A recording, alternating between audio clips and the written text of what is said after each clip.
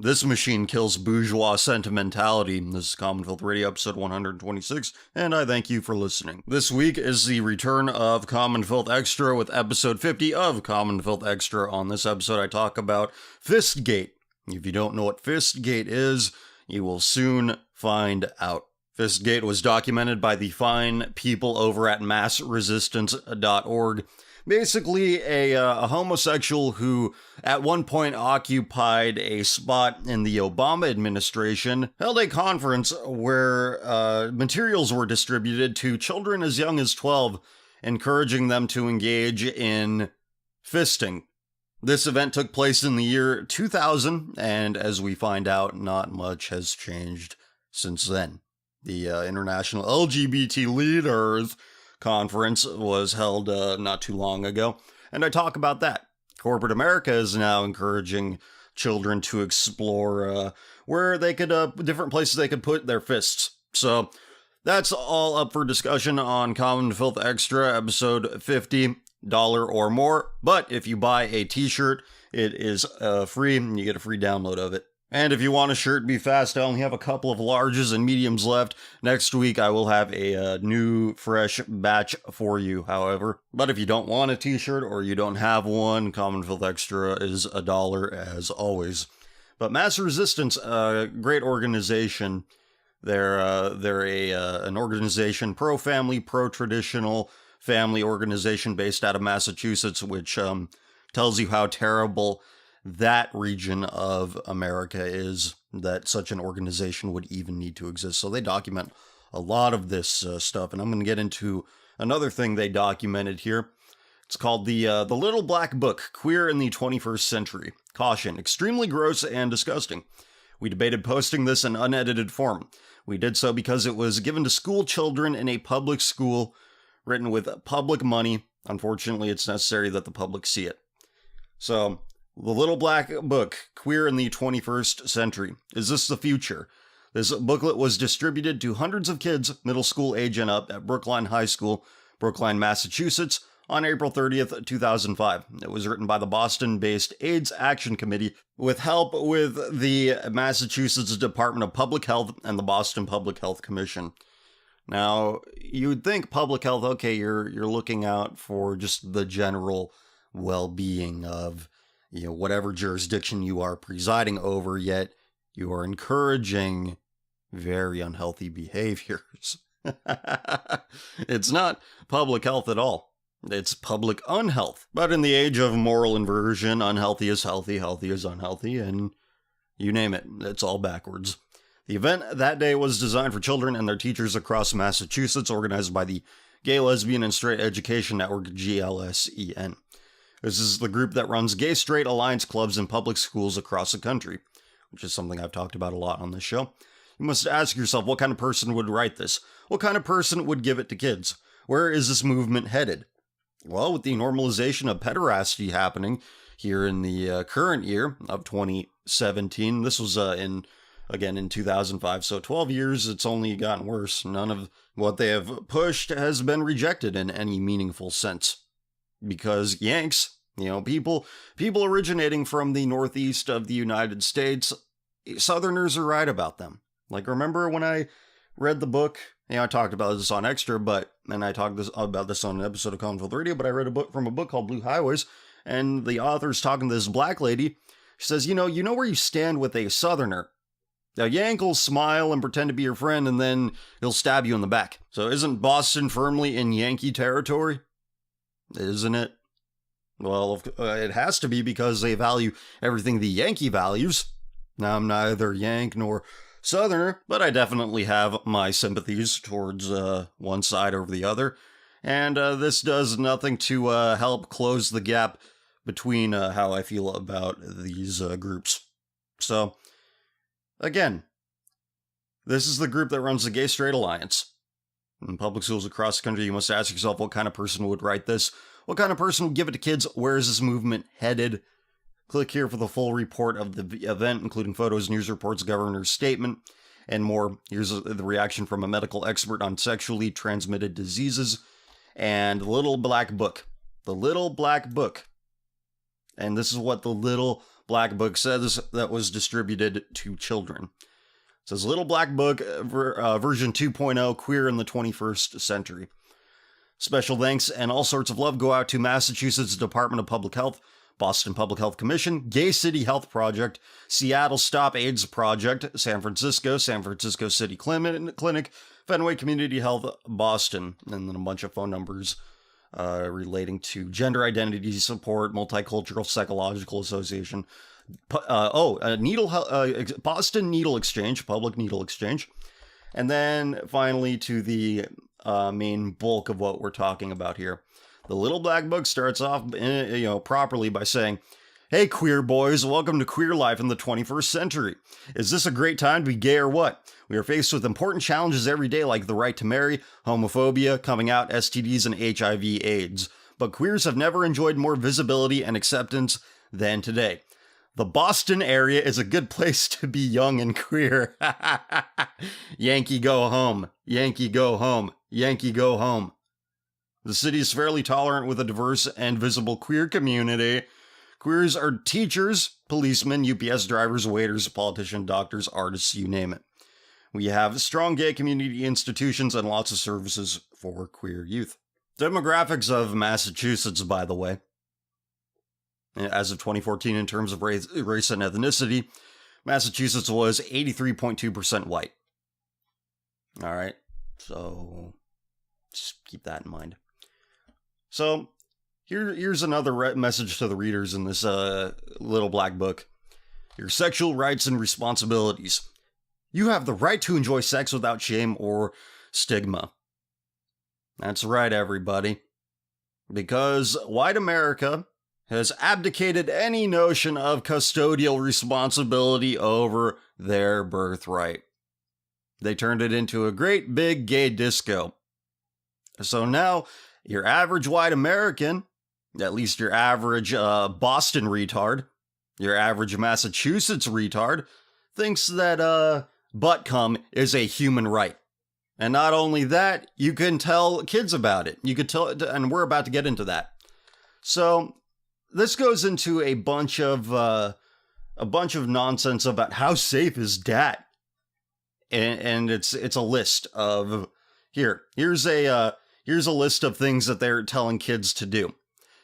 They're telling fucking, sucking, spit or swallow, rimming, water sports, fisting, toys, mutual jerking off, and they're distributing this to children. One of the original gay rights founding documents, it was in 1972, they called for the abolition of age of consent laws. And they say, oh, that was the past, yet to this day, their propaganda seems to target children overwhelmingly.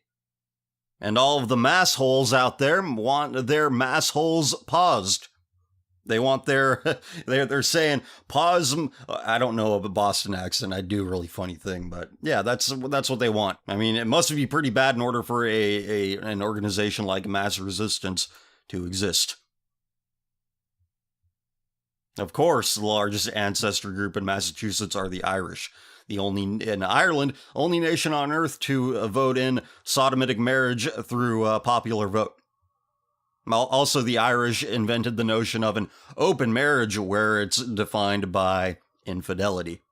So we can understand why, during a certain period of American history, there was some anti-Irish bigotry. It was not completely unfounded, and then they came in and they made butt cum a human right. Now, if I knew an Irish accent, here's where I would make a funny, that's homophobic, you gotta go to jail joke. So this booklet, pamphlet, whatever, tells kids how to be a pervert and mitigate their risk of HIV. And of course, Media Matters had to pipe in saying that the Gateway blog falsely suggested the Gay, Lesbian, and Straight Education Network, a group founded and formerly headed by Department of Education official Kevin Jennings, had distributed to children an explicit safe-sex booklet.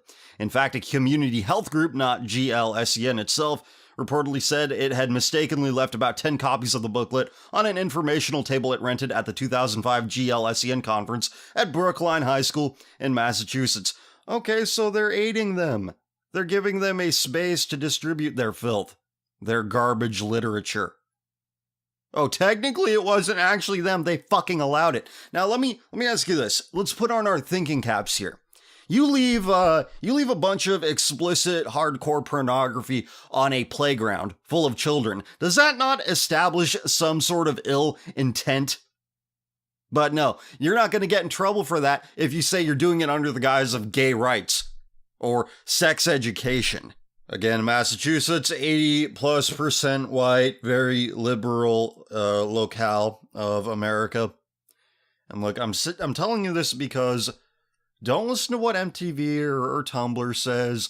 There are legitimate criticisms to be made of whites and white culture that have nothing to do with, empty grievance mongering. You think some queers and various minorities engage in this empty grievance mongering, and therefore there's no legitimate criticisms to be made of what whites promote, even though the queers and people of color, or whatever the hell they call themselves now, they're bitching about things. They're assigning these negative traits to white people that they view as positive. All right, if it wasn't for white male patriarchy, none of this shit would exist. In fact, it's white male patriarchy that has allowed this shit to happen. That allows queers to distribute pro-sodomite propaganda to children. But no, every oversensitive retard hears something negative, even if it is true about white people, and they're like, that's anti-white, that's defeatist, that's black pill. And it's insane. It's insane. Quit proving them right about white fragility. All right, my friend Arcady Choi, he brought this up. SJWs were right about the whole white fragility thing because I've experienced this myself. All right, now I've now witnessed this firsthand when you point out that whites have some very bizarre cultural pathologies that need to be corrected, or else everybody freaks out. But my criticisms of what whites are now are twofold. You remind liberals that they're white and they promote all this shit that they say that, oh, people of color are better at doing, even though you go to Africa, they show videos and say, look, they eat the poo-poo. Obama wants us to eat the poo-poo, and they're right. I mean, look at this pamphlet. It talks about the joys of putting your tongue on an asshole, on putting your mouth where feces comes out of. And they're encouraging children to engage in this behavior. Yeah, I think they were from Uganda. They're saying, like, no sodomy, Obama, quit promoting it here. And they're showing their materials related to it, showing what Obama wants for Africa, and they're saying hell no. And white people say hell yes. Yeah, that's white people are all about it. So you see clearly where the trajectory is going. I mean, why? If you're more backwards than Africans in any respect, you are not long for this world. Remember the Tumblristas episode about cottaging? Brits invented getting ass fucked in public restrooms. Does a strong, healthy, vital culture promote this kind of behavior? And the answer is no. Western nations, white nations, are no longer producing the best and the brightest. Because we encourage our children, we encourage future generations and all generations, really, to pursue hedonism and pleasure and basically anything that is wasteful, shameful, and hideous. And this used to be just a politically left-wing thing, and now it's a politically right-wing thing, as we've seen all throughout this latest election cycle. Twinks for Trump at a Twinks for Trump party at the RNC. Are you fucking kidding me? Attended by a bunch of right-wing luminaries. It's not just a left-wing thing anymore. So if you see the acceptance and proliferation of abominable behaviors across the political spectrum, then you have to look for a different common denominator, don't you? You have to look at the culture from which we are descended, the culture that puts people in jail for homophobic thoughts and opinions, yet allows for butt-fucking in public restrooms. You have to look to the cultures from which we are descended, whose punishment for child rape is like a couple of months in prison. Remember that story from Iceland I read on the show some number of months ago? In Denmark, 46% of married people cheat on their spouse. Denmark also houses a corporation that made money off of child pornography and bestiality, and that corporation still exists to this day. It's called the Color Climax Corporation. Did a whole segment on that. You can look it up. The Dutch fine their citizens for homophobic opinions. We've documented several examples of that. Of the 10 most adulterous nations on the planet, 9 of them are Europeans. What's the point I'm making here? Why are we emulating European culture in America? You know, there are a bunch of people out there, a bunch, who think that because Europe and America, they allow abortions on demand, they have same-sex marriage, and it's you could basically do whatever the hell you want with yourself. And people who judge you, well, they're the ones that are doing wrong. They think that's evidence of supremacy, failing to acknowledge that these things that they think make us better than everybody else are what will make us obsolete, and we will become obsolete sooner than we think. I'm gonna read this for you. This was sent via I think it was from the subreddit, the Commonfield subreddit, or it was on Twitter. I don't remember. I'm gonna check this subreddit real quick. Yeah, random post I found on the image board by Sudox88, and this is a really, really good post here. I'm gonna read it, and this is from an anonymous image board again. It says, "I have lived in San Francisco for 20 years. In all of my time here interacting with and being surrounded by queers constantly, I have never once witnessed this fabled gay, quote, love, unquote. What I see is men given over to their worst imaginable impulses and being freed from the regular consequences of those impulses. Worse, seeing them magnified 100-fold to the point that many of them regularly die simply because they are so sexually active that all of them inevitably contract some conjunction of STDs.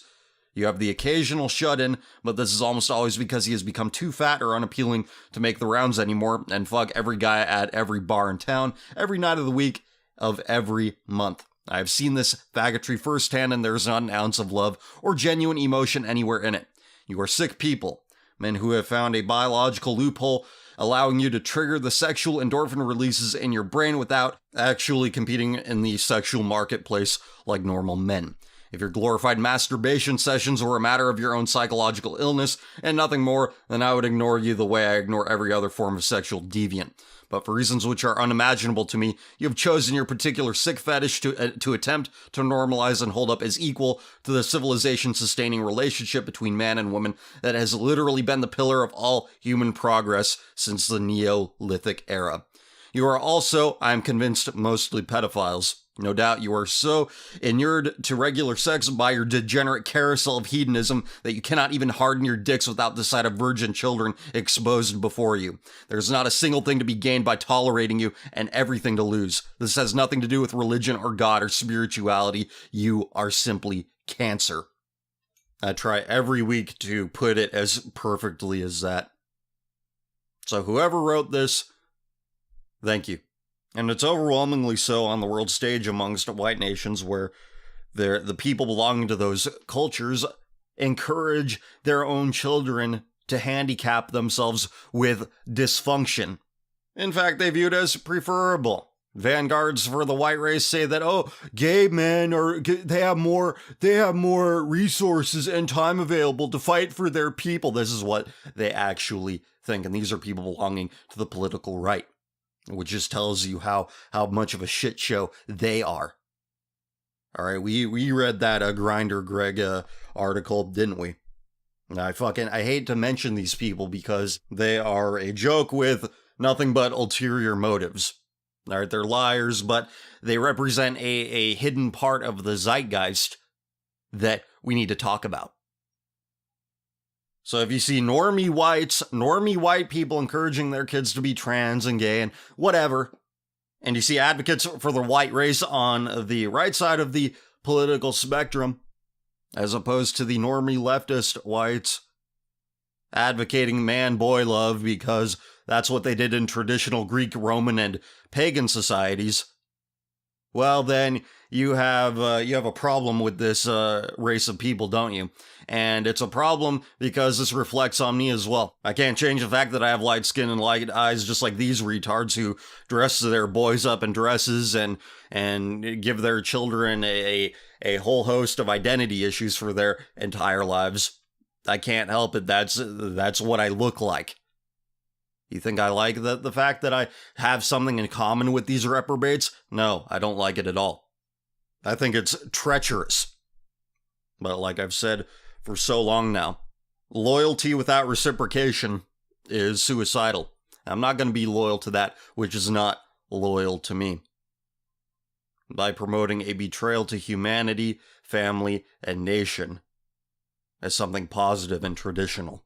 And I thought I was in a good mood before I started reading this garbage that I just read, but you know, you get into these moods where all of these things that you've read, all of this information you've digested, it comes back to you all at once. You look at what the culture presently values the most, and you see this enormous fissure between what they think something is and what it actually is. In one respect, you have a very large subset of American society that will stop at nothing to preserve the interests of their sodomite butt buddies, and it's insane. When you observe how the sodomite really is, how the whole LGBT bullshit spectrum really behaves, and how deeply they despise normal, ordinary people that have kept humanity intact. The deviant despises you. They hate everything you stand for, yet those who sing their praises, their allies, pretend like they're the greatest people in the world. The fissure between fantasy and reality could not be larger in this respect. And the fantasy of the virtuous, noble deviant is the one that sickens me the most.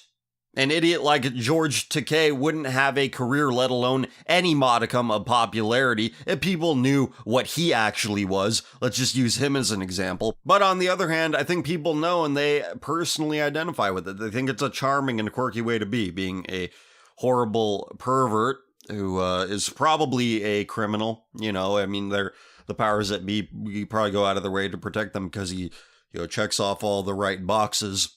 But if the white male patriarchy was this horrible, evil thing that the left thinks it is, George Takei wouldn't have anything. Milo Yiannopoulos wouldn't have anything if it weren't for Whitey's charity and devotion to deviance, just to name a few.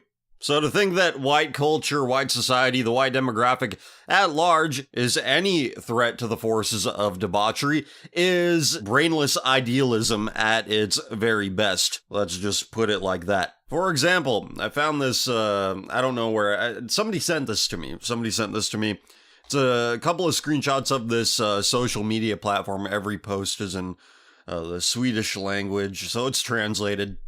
And it's, you know, it's some discussion thread where you upvote and upvote. It's not Reddit, I don't know what it is, but regardless, the discussion starts with, girls, how many have you slept with? I'm female 19. Who has slept with 16 people? Do you think it's a lot? Somebody says it's probably more than an average for a 19-year-old. And somebody else says, no, it's not that much. Who even cares? I'm 18 and I've slept with 20. Again, these are Swedish women. And it's probably not much different than other places in Northern or Western Europe. Hell, even in the Mediterranean states, Italy was one of the most adulterous nations in the world. After all, 9 out of 10 of those nations were European. So again, Swedish girl, 18 years old, has had 20 different cocks stuffed up in her vagina. 20. Now, is the picture coming into clear focus now? Why Western women in particular really like hanging out with their gay BFFs? It's because homosexuals are the only people that make these whores look chaste by comparison. And so, a female 21 says, it depends on who you ask. I've slept with 21. I know several people who think it's common and others that think it's a lot. Or it's much, that's the direct translation. If you want, I posted this on Twitter with the caption, Swedish women are whores, LOL. Yeah, that was it. So if you want to see the direct translations of this, I'm doing my best to clean up the English here. This one says, sleep with as many people as you want. Maybe it's more than average, yeah, but who cares? I've had sex with 10 people, female 19, or 12 to 16, I don't remember, female 21, 18 years old, slept with approximately 34. Unsure if it's 34 or 35. 34 female, age 20, 40 female, age 24. How can you even keep count? Somebody asks. Somebody else says, I think everyone should sleep with as many as they want. Does it fucking matter as long as you don't get any diseases? That had more upvotes than downvotes. So, somebody else said, I stopped counting after 12. I mean, who cares? That was a female, age 20. I know, right? Sleep with as many people as you want. It's fun with sex. Approximately 30, female, 22. Everyone should get to sleep with as many as they want. Fuck bigots who say anything else. That's right, everybody. Shaming somebody for their shameful behavior is bigoted. Is it any wonder why your nation is overrun with Somalians?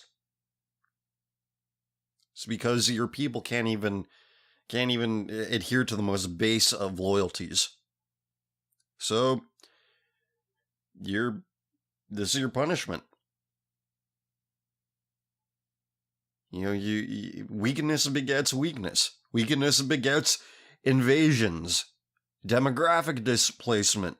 It's an inevitability. You can't have your women behaving like this. You can't have your men enabling behavior like this and have a nation, have a family, have any sort of functional culture, any sort of functional society. Can't happen. Can't have it both ways. Sorry to tell you this, but, these blonde hair, blue-eyed Ubermensch, or whatever, they can't make any system work. They cannot overcome their wrongdoing. Fashioning your nation into a giant whorehouse is not a tenable system. I don't care how white you are. It's 12 to 16. I don't remember. Female age 21. Yeah, because she's probably intoxicated for a handful of them. An 18-year-old girl saying that she's had 34 or 35 cocks stuffed up inside of her. She can't remember. And somebody says, didn't say they weren't allowed to sleep with everyone, as many people as they want. I just said I don't think it's so fresh, where it was their word, but that probably means hygienic. So according to Swedes saying that, you shouldn't be a skank, it's unhygienic, that's hateful. That's bigoted. And wouldn't you know, that's the only post on this entire thread that was downvoted more than upvoted. And somebody says, why don't you think it's fresh? I meet guys that have slept with 70 people, and that doesn't automatically make them fuck buddy material. It depends on who they are. What the fuck does that mean? It seems to me like Swedes have the mentality of children. Well, as long as they're nice. They're wrong in every other respect, but they're pleasant about it. They're pleasant and nonchalant. That's all a high IQ gets you. You use it towards rationalizing your horrible behavior, and you use it to avoid the immediate consequences of your actions. Over the long term, however, well, you get what you have now in that region of the world. All right, we don't have to go into that. And then somebody else at the end says 6, female 24, female 19, 15 or 16, female 26, approximately 50. What a bunch of treacherous skanks these are. There's no other way to say it, because that is what they are. The notion of white privilege is absurd, as it is presently used, but let's not throw out the concept of privilege completely, because this is just one of many examples of how privileged people behave in the most self-destructive ways. Take these Swedish bitches, for example. How much grief and strife have they caused for other people, and how much grief and strife have they caused for themselves through their debauched behavior? All right, you don't need to be a genius to understand that their lives are full of unnecessary personal conflict or drama. Once they turn 30, 31, 32, then they'll be like, oh, I don't want drama in my life. That's that's what they'll be. But they're causing themselves ridiculous amounts of problems because, duh, it feel good. It feel good. And they think they know a lot about relationships because they've been fucked a million times by a million different people. And I've got a lot to say about modern relationships, oh, I do. You see people talking about it and they're darting their eyes back and forth almost as if they're asking questions about what functional relationships are. But these Swedish bitches, they exist in an hyper-privileged situation, and you see how disgustingly they behave. Alright, privileged people, they create stupid, horrible problems for themselves worse than if they just stayed on a decent path and learned how to deal with the problems and obstacles that path presents with dignity and grace. Do you understand what I'm saying to you here? That real problems are a lot better to have than fake, self-manufactured problems. Here, I'll give you another example that hopefully will help you to understand what I'm talking about here if you don't already. So keep this in mind that most people need some sort of conflict or else they're just going to self-destruct in the most embarrassing way you could think of. Like this. nationalpost.com. This is from June 3rd, 2015. Becoming disabled by choice, not chance. Trans-abled people feel like imposters in their fully working bodies.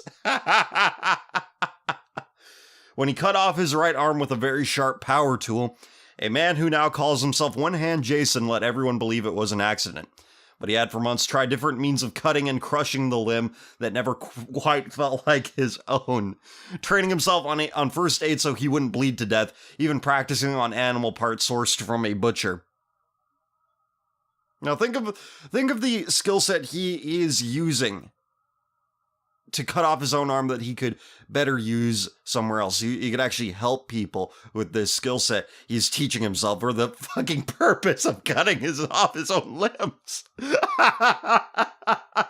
This is just unbelievable. Alright, where did I leave off? My goal was to get the job done with no hope of reconstruction or reattachment. And I wanted some method that I could actually bring myself to do, he told the body modification website ModBlog. His goal was to become disabled. People like Jason has been classified transabled, feeling like imposters in their bodies, their arms and legs in full working order. You know, here's where you say, God, thank you for giving me an abled body. I understand that some people aren't as lucky as I am. I'll use this body to the best of my abilities to serve, to do right, to do really good things. Show me what to do.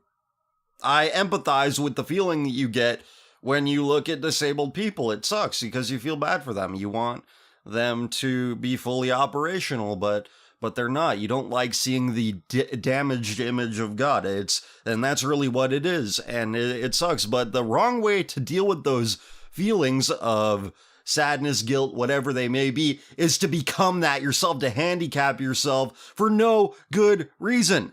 Wouldn't that be an insult to people who are disabled just by bad luck, by circumstance? You know, maybe they're born that way, they're born crippled, they were in a bad accident, whatever it may be, something that wasn't really their fault. And then you have these idiots who are like, oh, I really want to be disabled, so they become it of their own. I don't know, what is it? What is it? A hubris? Retardation? I don't know. I don't think I have to read this any further. Just keep this in mind. This is what privilege really gets you. It turns you into a self-destructive crazy.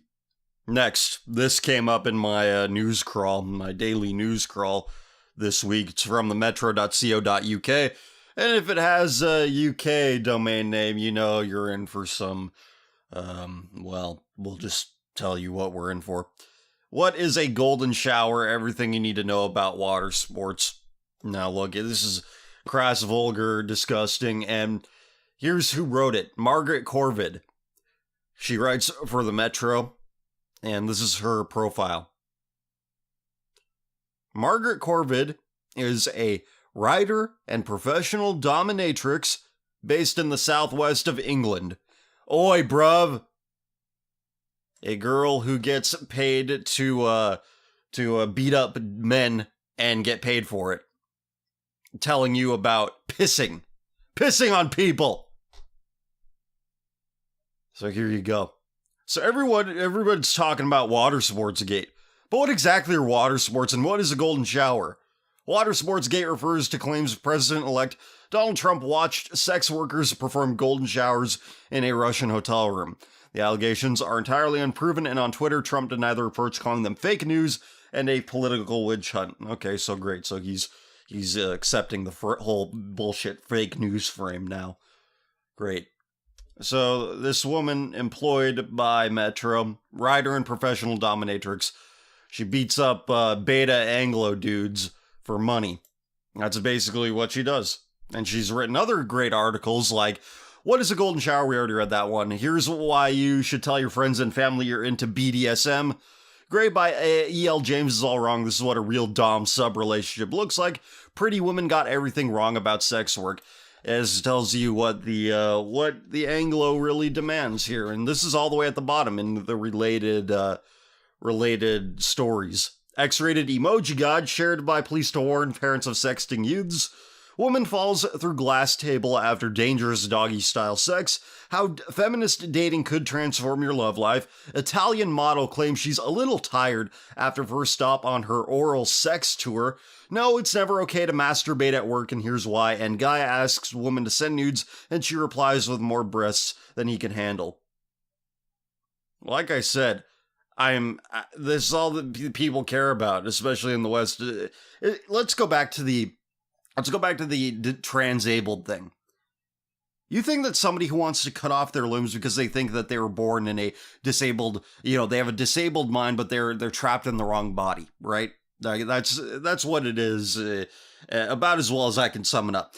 You would call that person crazy for thinking that they shouldn't have the limbs that they have. You'd call that person crazy, but when somebody says, "Oh, I have this set of genitals, but I want the other one," and people all of a sudden take it that very seriously.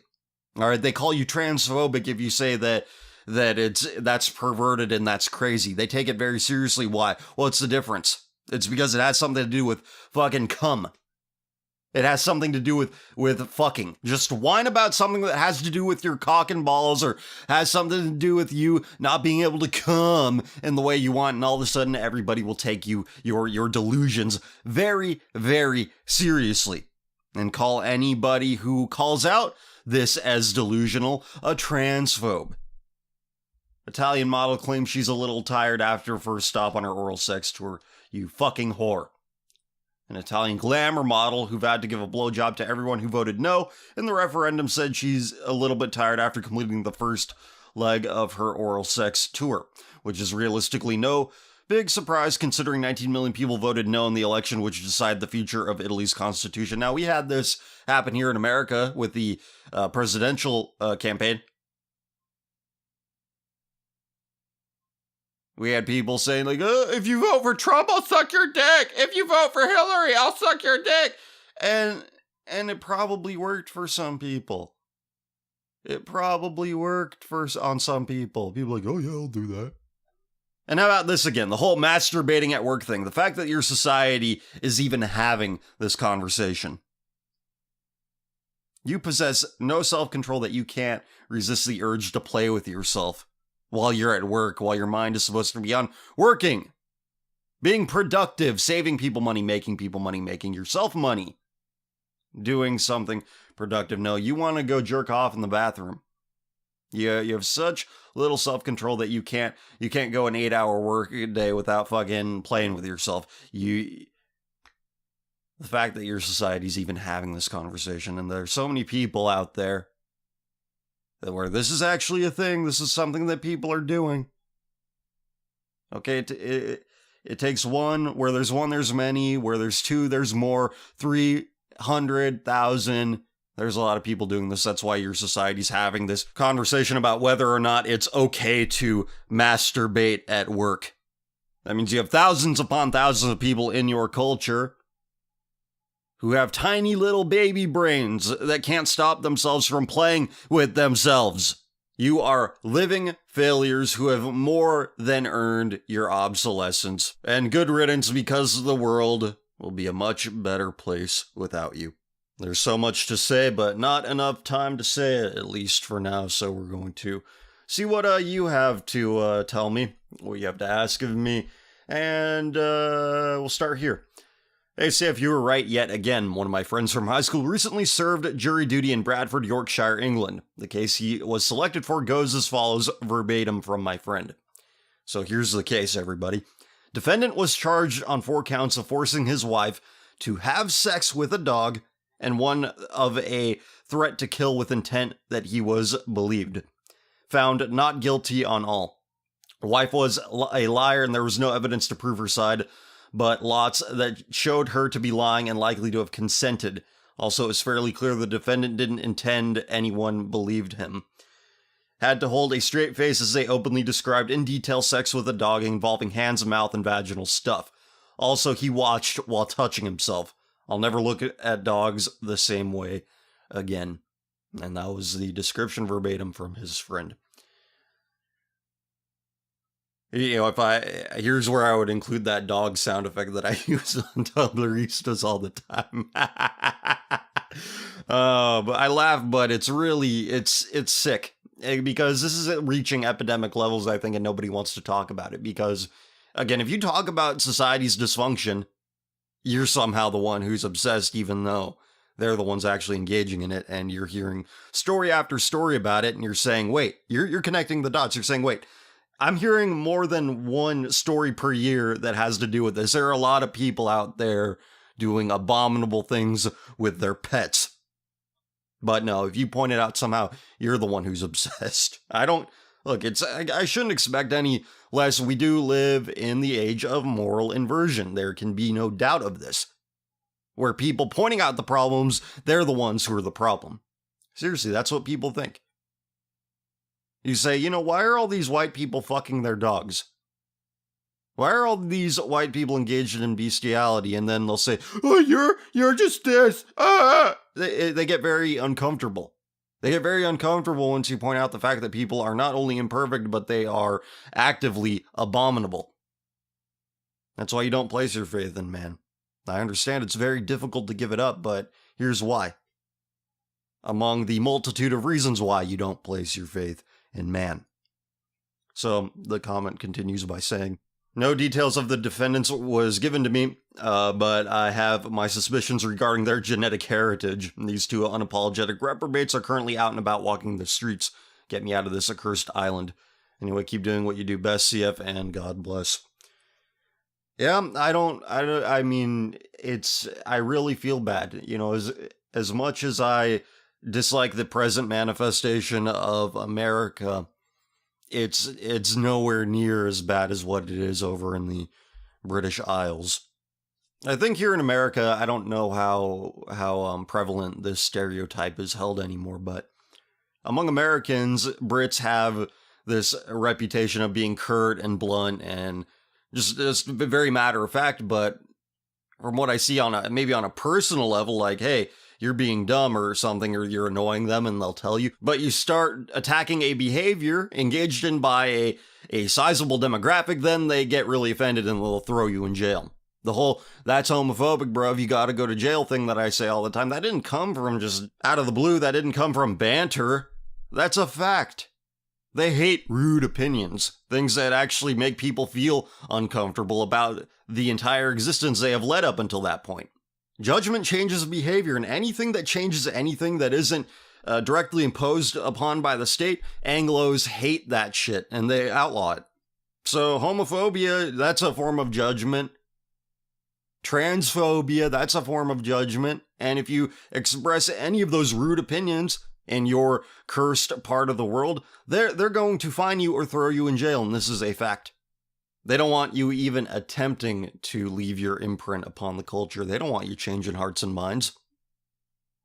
And overprivileged people, the only thing that they fear is judgment. which is why they're so cozy with homosexuals and transsexuals. They don't fear anything other than judgment because they're already dead. And here you're describing the next frontier of a protected class. Interspecies romance. Quit beast shaming, bro. How can you hate somebody for loving something? Who cares? It's all a consensual thing between that lady and her dog. Who are you to judge? And then they'll somehow rationalize it. You're just as bad somehow. Like you can be lower than a dog fucker. Inflicting trauma upon domesticated animals in the name of love. There's nothing that culture will not ruin. So thanks for the story. Just tells you how prevalent this shit is. More prevalent than we'd like to admit. Hey, Filth, don't have any questions, just a somewhat amusing story. I found the Tumblr of a girl who used to go to the same high school as me. She's pretty crazy. She's a hardcore lesbian who reblogs a ton of girls who like girls posts and makes the kind of jokes in real life that people in your Vine Marathon videos make. I saw that you could ask her anonymous questions, so I went in her ask box and said, have you ever heard of Common Filth Radio? You should check it out. You don't have to start at episode 1, just listen to the most recent episode and listen more if you like it. So I sent that to her, and a week later I check her blog again to see if she's responded and given her thoughts. Since I sent her that, she hasn't posted anything new, she hasn't reblogged anything new, but her ask box where you can send her questions has been deactivated, so nobody can send her stuff anymore. I don't know what she heard from you, but I think it fucked with her head, at least more than it was before. Well, we're not looking to fuck with people's heads. We're trying to just give more lucid thoughts than we get from the mainstream out here. Because the topics of discussion that I put out here, and the context in which I put them, you're not going to get that anywhere else. You're not going to get the truth about what the whole LGBT bullshit is from television, from cable news. You're not going to get that at all. You're not even going to get that from your fringe meta-political movements that think they're so edgy. And oh, look, we trigger leftists, which is the easiest thing in the world to do. It's not an accomplishment anymore. Getting media attention is not an accomplishment. All right, the content farm grazes everywhere. All right, the content cow, the field is endless. All right, if you don't get an article written about you, that's an achievement because you've escaped their reach somehow, which means that they don't know how to deal with you. So here at Common Filth, we are not here to trigger people. We're not here to get media attention and really freak out a bunch of hermetically sealed NPR-style leftists. No, that's not an accomplishment. It's not hard to do, and it will get you nowhere in the end. No, we're about telling people why what the zeitgeist values as most precious, most valuable, most good is wrong. So the girl to whom you introduced my work, I hope it didn't fuck with her head. I just hope it showed her a better, healthier way of being. And I really hope that she repents of all the baggage she's carried around for however long it's been. I hope she lets all of that go. All right, her head was already fucked with to begin with. People like her need lucidity. They need a sane way of being. And a sane way of being is not going to come from social justice people. It's not going to come from fringe, right-wing, metapolitical movements. Because they don't care. They don't care how you are. They think it's fine if you're a crazed, deranged loner. They think that's fine. They don't want to change that part of you, even though it's a very self-destructive way of being. They don't want to change that part of you. They just want you to repeat their talking points. That's all they want out of you. And that's why everything they do is empty and meaningless. Because they're not interested in improving people's lives. They're not interested in a better way of living. And this is why they attract so many losers. Come as you are. We will place no demands on you. You're fine just the way you are. And we know that very few people are fine just the way they are. There is some area of their personality, their life, that needs improvement. I don't care who you are. Next, props CF, I can't believe you pulled last week off. Well, by the time you hear this, it will be 2 weeks from Common Filth Radio Week. But yeah, all 5 days. I'm impressed with myself. It was fun and challenging all at the same time. But I'm glad you all helped me out there because again, I wouldn't be here without you. So, I've been interacting socially with people more than normal recently, which being as I live in a major Canadian city, turned out to be a terrible mistake. I encounter people who are apparently in my social circle now that are openly in sub/master relationships and show not a bit of shame about it in public. Well, being morbidly curious, I talked with them for a bit, and it came out that this was really the woman's idea, being as she identified as a natural submissive and loudly insisted that she was her master's subhuman property. I suggested that perhaps a traditional marriage might have been a more constructive way of satisfying her submissive nature, which they laughed off, as though the concept were ridiculous as her walking around with a visible brand and steel padlocked collar. What, you take care of your home and your husband, and you're respected in every other respect, but that's something to laugh at. But, getting tied up and whipped and beaten up, no, that's much more empowering, apparently, in the eyes of these creatures. I don't get it. I don't understand. It's a very feminine thing to want to care for your family, take care of your home, clean, keep house, provide comfort to your loved ones. That's a much more dignified way of being than being somebody's slave. Do I need to put that into words how sick that is? Apparently so, because they don't feel any shame about it. But people without shame are very dangerous. So you got laughed at for suggesting, a traditional marriage. Anyway. They went on to chide me that one of their friends outside my acquaintances did practice a stay-at-home inegalitarian marriage, but with a female head of house. BDSM, they explained, isn't just about the patriarchy, though it should be if she really wants to be happy, the slave woman interjected. So the guy is just, he's acting, that's just it, he's acting. He's pretending to be something that he is not. And it's a shameful thing to be a liar, and that's what he has made his home. His house is a house of lies. That's all. This seems like weird Alice in Wonderland logic, but I think I figured it out. Liberalism denies that authority exists, defined as the moral capacity to oblige a subject to choose this thing rather than that. This is of course denial of reality. This means that natural human functions become literally perverted. The woman wants to submit to her boyfriend, the couple wants to be in a wholesome hierarchical marriage, and so on, but the ruling political paradigm has delegitimized these desires, ironically, in the name of freedom. Liberalism believes only in the triumph of the individual's will over any possible restraint, so the only legitimate social arrangements a liberal society can ever tolerate are created and sustained by mutual consent of all parties. And it never occurs to them, to what are we consenting? Is it something stupid? No, but it can't be stupid because we agreed to it. We're rational adults who are capable of making good decisions. And this is the decision you make. You make the decision to get tied up and beaten up. That sounds like a great decision. Okay, continuing. This means that once liberalism has inevitably degraded society to the furthest level, the only thing whatsoever that can legitimize a relationship is brute pleasure, hence the eternal Anglo's philosophy of utilitarianism, ethics defined as pleasure maximization that even Nietzsche was disgusted by. Man does not live for pleasure, he wrote, only the Englishman does. And that's a perfect summary of what the right wing has become and how absolutely retarded it is. All they want is hedonism. They don't like undesirable brown people behaving belligerently, creating real problems that can be solved if you just put your mind to solving those problems. No, they don't want any problems at all. They don't want anybody highlighting what an utter failure white people liberalism really is. They're of the false notion that all their problems are due to somebody else rather than themselves. White societies are rotting from the inside out because they only care about feeling good and pleasure.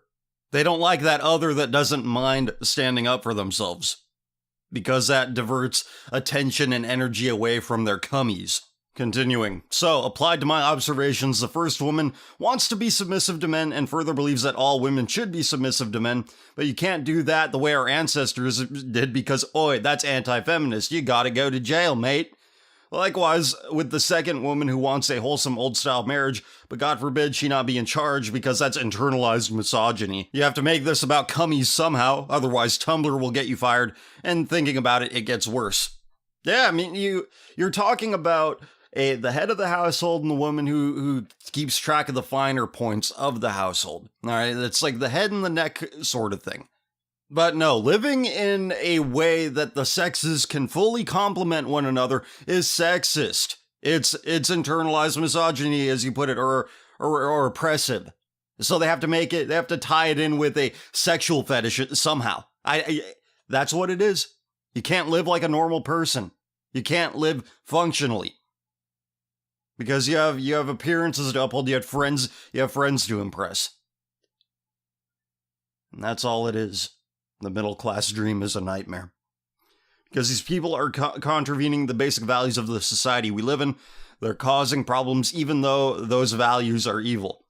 Most women, for instance, would just quietly accept feminist ideology because most people generally feel guilt when they violate the basic mores and morals of society or what society considers the fundamental dignity of persons. People who don't are generally what we refer to as sociopaths.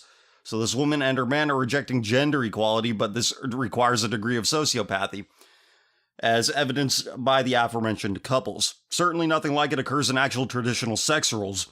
This also has a secondary cause, liberalism, based on triumph of the will as stated, as a necessarily absolutist view of rights, including property rights.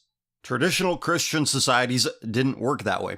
They believed in the stewardship theory of property, meaning that there were some things you simply weren't allowed to do with your possessions because you don't actually own them. Ultimately, God does, as he is the creator and ruler of the universe and all its contents.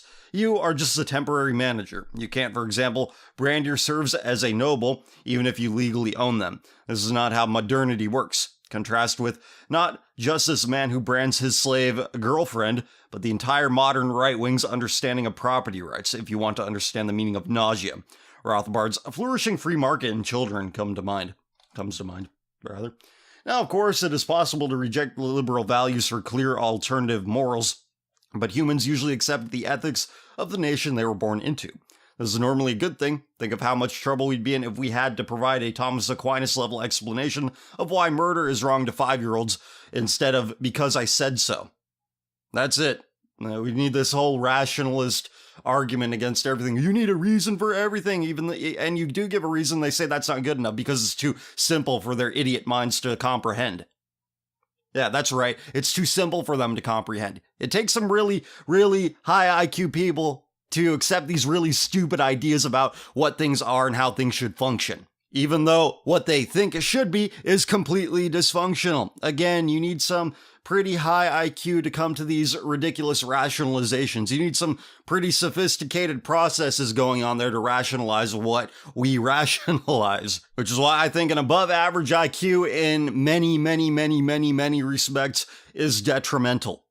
Continuing, most people are naturally conformists. However, you still have a large number of people like this slave couple, because the nature of humans is such that it requires the de facto rejection of liberal values.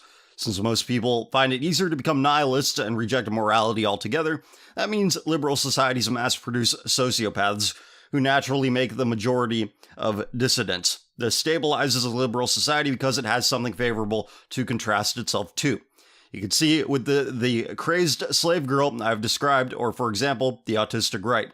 Indeed, I read one of them saying on Twitter that Islam's permission of the chattel ownership of women was the only thing they got right, as opposed to, monotheism. Yeah, really. Yeah, they take it seriously. You watch Memory TV, I think is what it's called. They take their faith very, very seriously. They get into very heated debates. But devotion to a higher cause is somehow a detriment in the mind of the depraved autistic right-winger. Because he wants to choose his own gods depending on which gods are politically convenient at that time. That'll get him on the winning team. And actually devoting yourself to a higher cause, that's purity spiraling. And that they view purity as a bad thing tells you everything you need to know about what they really are. And isn't it interesting that the current subset of this right wing that's less relevant than they think they are, let's face it, but they owe their entire existence to being counter to, really weak right-wing conservatism, Republican conservatism. So they attack Republicans for compromising, yet they think that compromising is a good thing now, which just goes to show you that right-wingers of any stripe are completely incapable of dealing with any iota of success. Continuing. But of course, you can't actually say any of this to current-day conservatives, because the instant you mention the need for obedience to state authority or responsible stewardship, they'll call you a shit-lib communist. We're just supposed to fix things with good feelings, and hope without actually changing anything, I guess. Why didn't that work before? Well, you see, none of those cucks really wanted change bad enough. It's all about the human will, remember? No wonder Michigan and Wisconsin flipped to Trump. He's the right-wing Obama. Here's to 4 more years of hope and change, CF, God bless, and best wishes. Well, he's white Obama, and he's much, much worse than Obama in one very obvious respect that nobody is talking about. He's normalizing single motherhood. His wife isn't living with him anymore. As suspicious as the whole Obama clan is, they had the dignity to put up a front of being an intact nuclear family.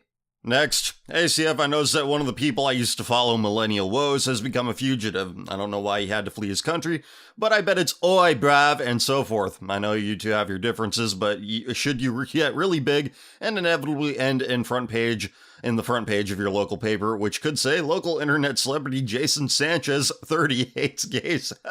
Well, I'm not that old. Will you be pulling the plug, flee to Serbia, or go fully public? Should you become a serious non-internet public figure, know that I will support you, but many of us who still live with our parents will have to explain why we're going to have to potentially harbor the strange fictional Mexican Jew. Oh, don't worry about it. I wouldn't ask anything of you that I would not ask of others. I used to think that guy was a smart guy. I thought his videos about the Rotherham thing were pretty good, but seems to me like he wouldn't want to abandon the things that are emblematic of his society's overall decline. And the fact that he got up in public and said that there's no argument against bestiality, that just put the nail in the coffin. I'm just glad I live in a nation that doesn't put you in jail for having rude opinions. I mean, it's not forever, I understand that. The corporation will slowly replace the United States government. And, we all know what corporations are. They hate any sort of rude opinions that cut into the bottom line. You can't tell the truth about anybody because that's hateful, that's divisive, that creates a hostile work environment or whatever bullshit excuse they use. Next. Hey, CF, I have pretty poor reading skills, but I would like to read the Bible. Do you think it's a good idea to buy a Bible that uses simple English, or should I go for a proper Bible? I think a simplified Bible might easily be susceptible for intentional mistranslations and agendas, just like there are simplified versions of the Bill of Rights out there that try to twist its original meaning. Well, you could look up, there are a bunch of websites out there that are free to use where you have every translation imaginable of the Bible, like translations I didn't even know about that I don't read, but they exist and they're plentiful. So you don't have to worry about buying one, and finding one that's easy to read is just a matter of going through the different translations they have, like Bible Gateway, Bible Hub. Those are two websites with countless amounts of translations, more than you can imagine again. And English Standard Version, it's not perfect, but it is easy to read. If there's something in King James that you don't quite understand because the wording is a lot different than what you would encounter today, you can cross-reference that with English Standard Version, and yeah, just look at them. English Standard Version is a good place to start for people who need to read in more basic English. But if there's another one that I don't know about, feel free to, for anybody out there who knows of a good basic English translation of the Bible, comment on it. Please do so. Do you think Trump bringing back jobs will have a positive effect on the country? I think a lot of social problems exist because people have too much time on their hands. I know that educators will always have time to spread their filth, but if people are busy working, do you think they might ignore it? Also, have you seen this documentary? Probably not. What is it? You should give me the title, so, Pakistani's Hidden Shame. No, I haven't watched it. This is the future intellectuals want, and when it happens, they'll defend it and ignore intellectual orders. Yeah, I'm sure it's something terrible. But I'll check it out if I have time later. But I've talked about this before. A lack of work, a lack of jobs. I should say a lack of jobs, not a lack of work. A lack of jobs is far from the worst problem that people have. You were right in that the idle mind, the idle hands, are a tool of the devil. But you don't need permission to work. You don't need a job. You don't need to get a W-2 form to work.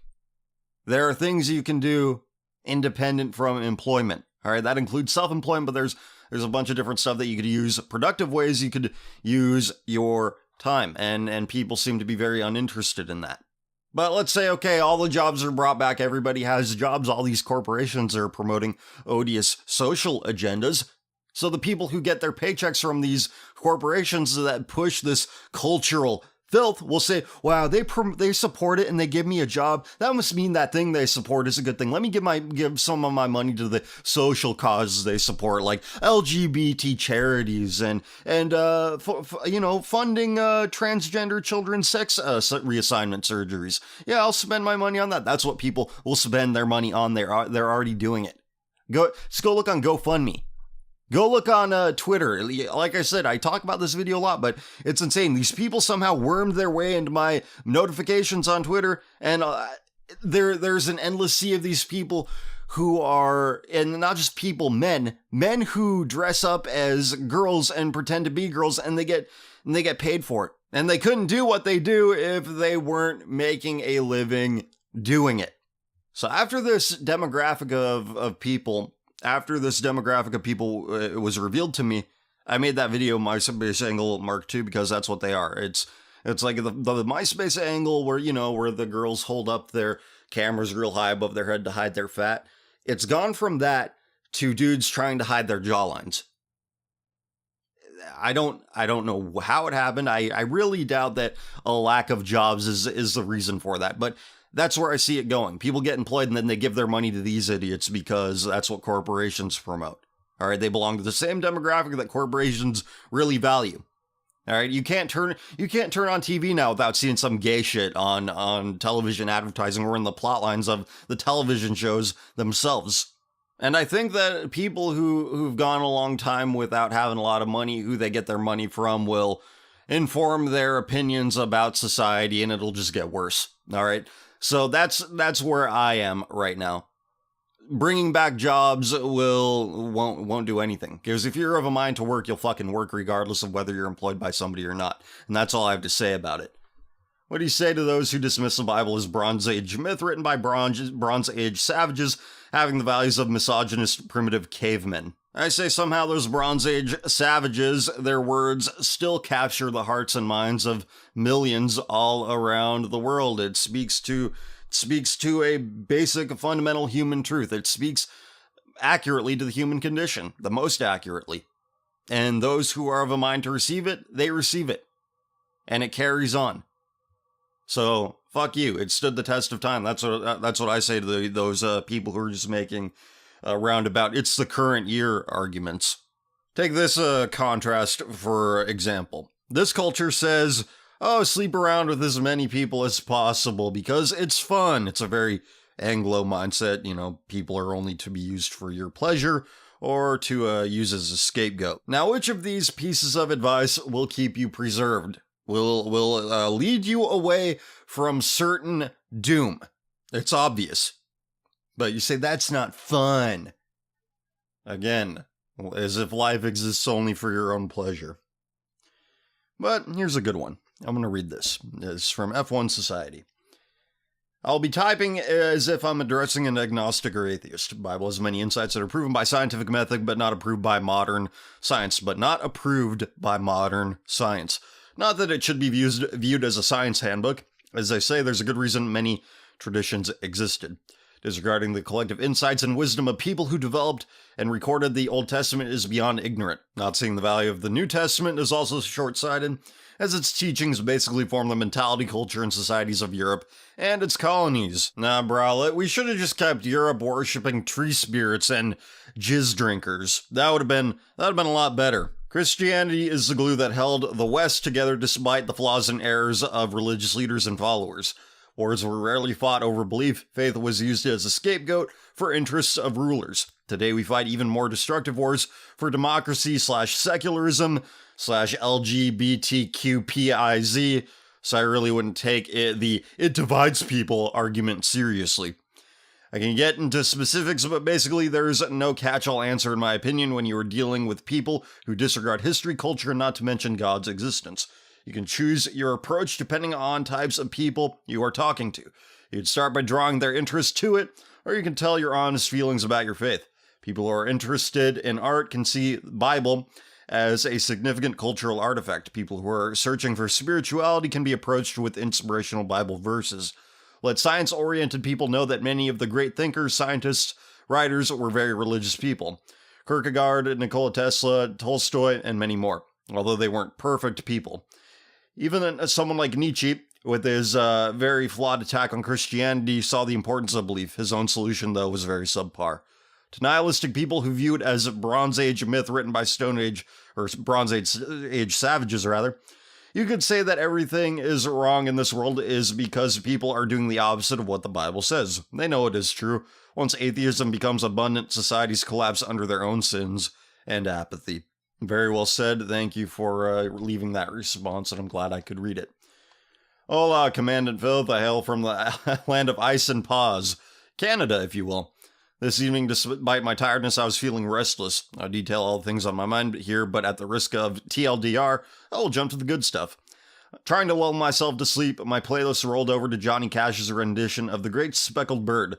Cash, from what I recall, had quite the testimony and shows that even in the heights of fame, one can be empty. But by the grace of God, he managed to crawl out of the drug-induced hellhole he wandered into with the intent to die. And in any case, the song penned by Reverend Guy Smith really describes what we can see right around ourselves right now. But at the end of it assures us that we will one day be comforted. I'll let the lyrics speak for themselves. What a beautiful thought I am thinking concerning a great speckled bird. Remember, her name is recorded on the pages of God's holy word. All the other birds are flocking around her, and she is despised by the squad. But the great speckled bird in the Bible is one with the great church of God. All the other churches are against her. They envy her glory and fame. They hate her because she is chosen and has not denied Jesus' name. Desiring to lower her standard, they watch every move that she makes. They long to find a fault with her teachings, but really they find no mistake. She's spreading her wings for a journey. She's going to leave by and by.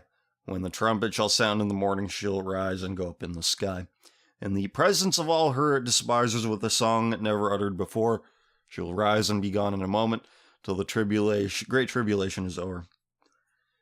I'm glad I've learned of her meekness. I am proud that my name is on her book, for I want to be one, never fearing the face of my Savior to look. When he cometh descending from heaven on the cloud that he writes in his word, I'll be joyfully carried to meet him on the wings of that great speckled bird. That's it. I recommend folks out there give it a listen. All praise and glory to God. Keep up the good work, and thank you for sharing. That is really good. I haven't heard of this song before. I know a little bit about Johnny Cash, but never heard this song or this cover or his cover of this. So, thanks for sharing. It's really good. How's it hanging, Saint Filth? I regret to inform you this, but Duterte, the well-known druggie executor and the president of my people, is unfortunately compromised, but then again, he probably had all these opinions before he became leader. Duterte, the tough-talking former mayor who is also known as the Philippines' Dirty Harry, has long been in favor of contraception. He has also spoken favorably of the LGBT community and same-sex marriage. It's good, everyone deserves to be happy, he said of same-sex marriage during a television interview in 2015, adding that he does not like to see gays being bullied. Feels bad, man. Yeah, well, can't win them all, can you? He's echoing the notions and opinions of the global zeitgeist, and he has not been exposed to the information that we have been exposed to. You know, somebody should take him aside and say, look, here's what these people really are, here's what they're really doing, And you could point out the fact that LGBT people abuse drugs at a greater clip than anybody else. So they're the ones funding this shit. Look at the proportions of who is buying the drugs, who's buying crystal meth, who's whatever. It's them. They're disproportionately abusing the drugs. Duterte, like Trump, is a very limited and flawed man, even though I would say that Trump is far more limited and far more flawed than Duterte is. After all, didn't he call somebody a gay son of a whore not too long ago? I think I heard something about that. Truvada Trump would never cross that line. He's a good liberal northeasterner. And as we know, that's where the homo demons were unleashed first. And he kneels down before it, and, well, you know the rest. Let's see here. ACF just wanted to know what are your thoughts on the book Lolita. I don't get how anyone could like it and not be a pedophile, but I guess a lot of people do, thanks. I'm vaguely aware of the premise, but I have not read the book. Because some creepy old pervert attracted to an underage girl, that premise does not appeal to me that much. And that's all I have to say about it, so next. Hello, CF, I just wanted to get your thoughts on law enforcement as a profession. Good career choice, help your community, or bad because you become a tool of a godless, depraved government? Well, it's only bad if you're working for the federales. Other than that, it really depends on the municipality or county that employs you. And if a career in law enforcement is your clearest path to a livelihood, a profession, then so be it. And don't feel any guilt about it. You have very little control over what the zeitgeist does, and you're separate from it enough so that whatever influence that the career may have on you, if you're concerned about that, you'll escape those influences. You're a strong-minded person, so don't worry about it. That's just all of the concerns I can think about that one might have about a career in law enforcement as of now. Here's a comment. White Talmudism for cool kids. Look at this stuff. It's insane. It's some board, and here's a screenshot from it. Regarding the list of impossible beliefs held by Judeo-Christians, Satan is not just an abstract entity. His seed is among us. Niggers are corrupt. They don't have his spirit, and to pray for them is blasphemy, as it implies that he made them. These people are... they're white Hebrew Israelites, except, I don't know, somehow more nerdy and uncool. That's terrible. Oh, what the hell's wrong with people? I don't get it. What are your thoughts on Brendan Fraser and his current predicament? Also, what is your favorite Brendan Fraser movie? Here's your reply. Hey, CF, I thought I'd share my favorite chapter of the Bible with you, which is Job, chapter 32. Elihu rebukes Job's three friends, 32. So these, okay, so this is where the chapter begins, I understand now. So these three men ceased to answer Job because he was righteous in his own eyes. Then Elihu, the son of Barachel the Buzite, son of the family of Ram, burned with anger. He burned with anger at Job because he justified himself rather than God. He burned with anger also at Job's three friends because they had found no answer, although they had declared Job to be in the wrong. Now Elihu had waited to speak to Job because they were older than he. And when Elihu saw that there was no answer in the mouth of these three men, he burned with anger. And Elihu, the son of Barachel, the Buzite, answered and said, I am young in years and you are aged, therefore I was timid and afraid to declare my opinion to you. I said, let days speak, and many years teach wisdom. But it is the spirit in man, the breath of the Almighty, that makes him understand. It is not the old who are wise, nor the aged who understand what is right. Therefore I say, listen to me. Let me also declare my opinion. Behold, I waited for your words. I listened to you for your wise sayings, rather. I listened for your wise sayings while you searched out what to say. I gave you my opinion, and behold, there was none among you who refuted Job or who answered his words.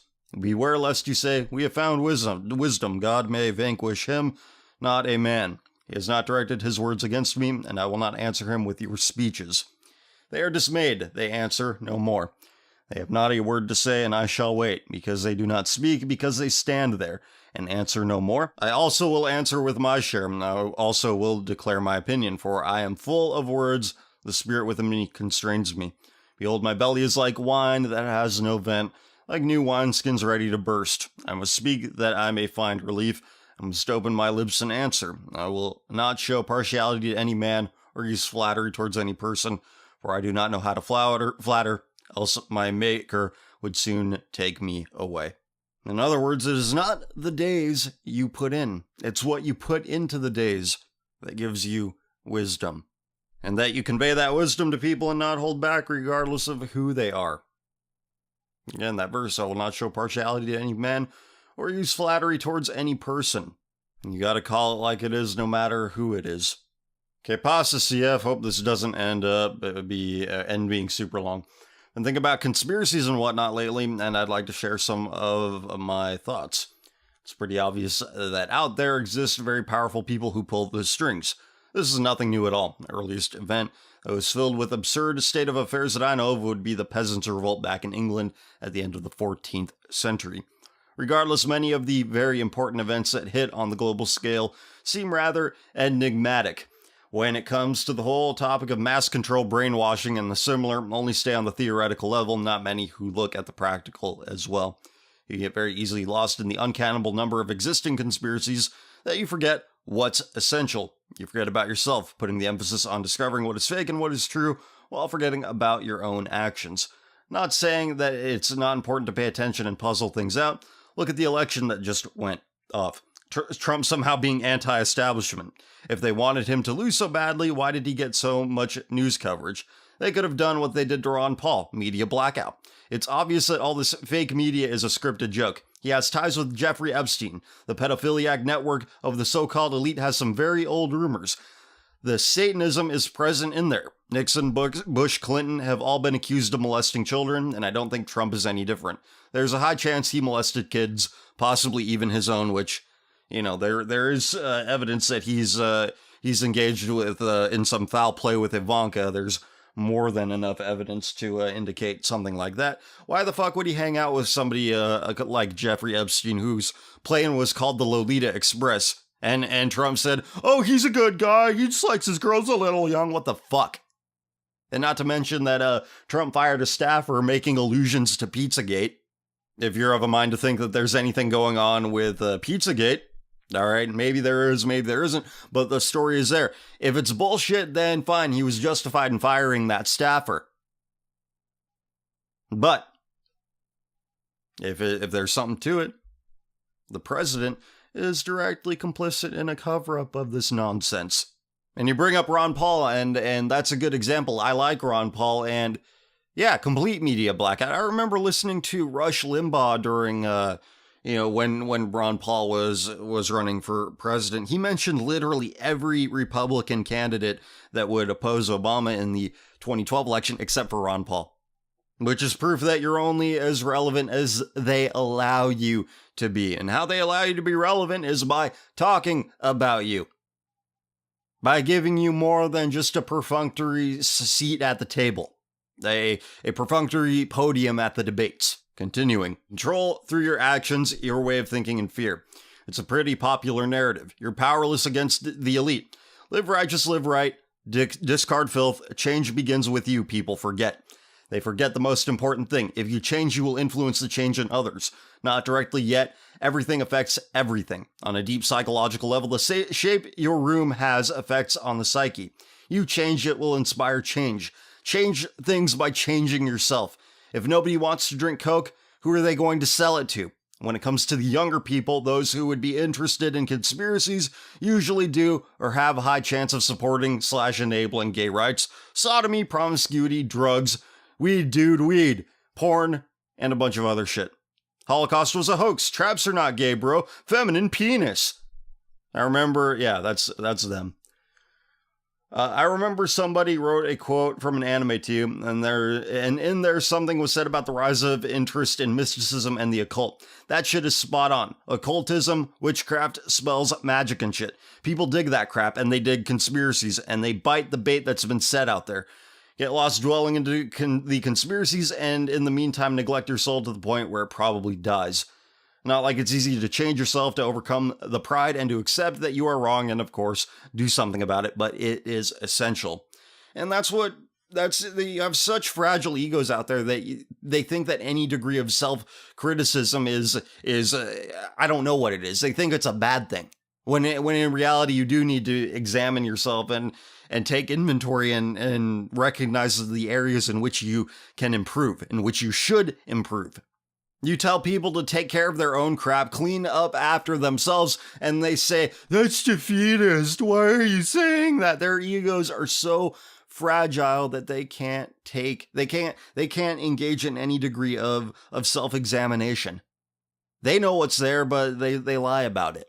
And they'll attack anybody who calls them out on it. Who says to them, you need to look after yourself before you worry about anybody else. Let them have their garbage. Are you living clean? Are you living right? No? Then look after yourself.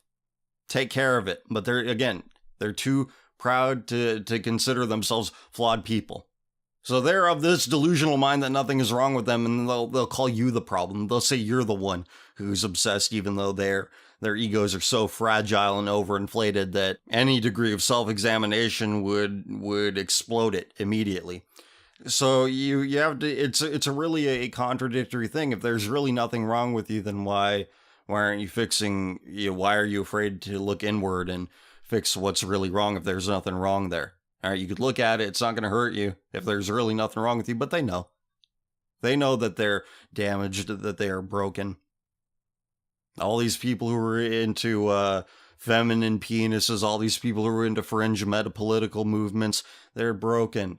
And the movements that they attach themselves to, they do it because those movements, those scenes will do nothing to demand anything out of them. They won't demand a thing out of them. They'll say, oh, you're a bitter, crazed loner.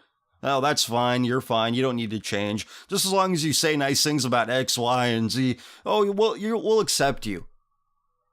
We don't care at all for your personal well-being. It's not good to be a bitter, crazed loner. And nobody says that to them. They accept them as they are. Again, I mentioned this earlier, but you cannot have a functional anything if you let people carry on this way. And that's what you have. Come, we accept you. We won't judge you. No, maybe that's what you need. You need judgment. You need to be told that you're doing wrong. And nobody wants to hear it. So where did I leave off? Glad I've found your channel. I've heard about homosexuality and its correlation to pedophilia, but I never paid much attention to connect the dots. You drew that out pretty nicely along with a bunch of other stuff. I'd like to add one more thing. This whole rise of liberalism seems to me like a scripted event to elect Trump, and along the way to create conflict between two sides. SJWs against anti-SJWs, left or right, Democrats or Republicans, yet in the end they're all the same shit. Trump or Hillary, doesn't matter. They want to start with Russia, doesn't matter who is the president. Trump recently said, do you honestly believe that Hillary would be tougher on Putin than me? While addressing Russian hacks, and the question of him getting along with Putin. Yeah, and even if it isn't Russia, it's going to be China. And Russia and China have been cozying up with each other over the last couple of years, so it's going to end up the same. America has elected a narcissistic, borderline psychopath sodomite, a reflection of who they are. Yep, absolutely. Oh yeah, also a question for you. Do you think that people are capable of resisting the poison that is being pushed on them? Sodomy, promiscuity, drugs, that kind of thing. If it's pushed nonstop, where is the solution? Wouldn't most fall for it as the time goes on? And what about the people who are not able to puzzle things out, yet they live righteous? Aren't they going to fall into a trap somewhere? Well, if they have somehow avoided all of these traps along the way, they've done so by sheer luck. Which is to say, by the grace of God, have they avoided all of this? Have they avoided all trappings and teachings that the world offers? So you do need a strong moral foundation to fight against that. And, some people, they've been lucky. They've resisted it. They've operated on pure instinct rather than principle. And, good on them for having those instincts, but it is unsustainable in the long term. But really, what people push is very easy to refuse. You don't partake in it. It's not that hard. Even if you aren't living your life in accordance to morals and in accordance to principles that you have laid out for yourself, it's very easy just to say no. So even if you don't have those principles, you can just say no. You're not going to do some crazy shit that you've never done before and get wrapped up in all the trappings that crazy shit has for you, has in store for you. You don't do it. You just say no. That's all it takes. You know, I think it was the guy who runs What Really Happened said this. There's no freedom without the freedom to say no. And that's all it takes is no. No, no, no. That seems stupid. It's harder to operate on pure instinct. I understand this, but that's all it requires is a no. So over the long term, if they have not articulated a set of principles for themselves and they live by that, they are going to fall into that trap more likely. But again, instinct is powerful. If people have their instincts, they have a chance. Next, I've got a quick one for you from Saint Basil the Great. This is the knowledge of God, the keeping of God's commandments. I just read this and thought of what you've said about obedience first and how faith can follow. Thank you for your efforts. Glory to Jesus Christ. Yeah, that's an excellent. It's very good. You live in defiance of all the law and wisdom contained in Scripture, and you'll just end up being one of many who have proven it correct through a negative example. And most people are hell-bent on being that negative example. And, you know, it's very sad, but who could stop them? You'd say something to them, but is it going to stop them? I mean, I think judgment is a very powerful thing, especially in this day and age, because we're in a day and age almost completely devoid of any judgment. But I don't know.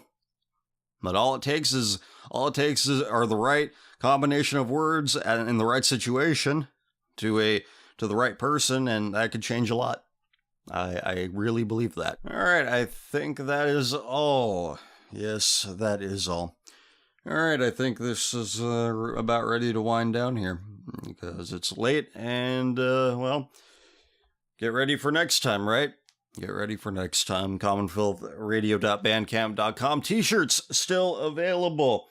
If you wear medium and large, definitely next Monday they will be back in stock, all sizes that I had initially offered when I first started selling these a couple weeks ago. And if you buy one of the remaining medium or large shirts that I have, you get Common Filth Extra episode 50 as a free download with that purchase. So sounds pretty good to me.